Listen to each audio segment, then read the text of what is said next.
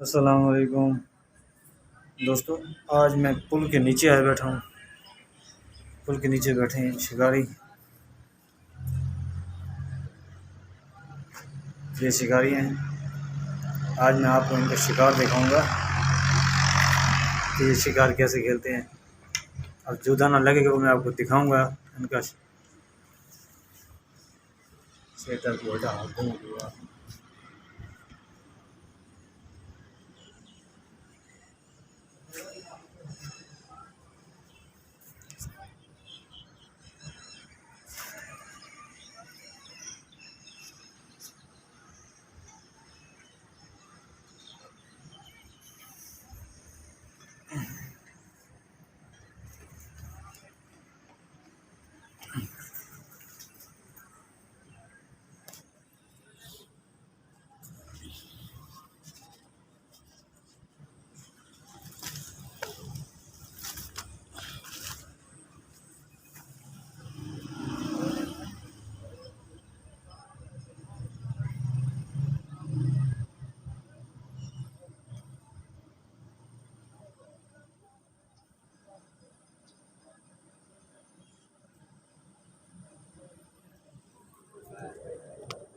चलो।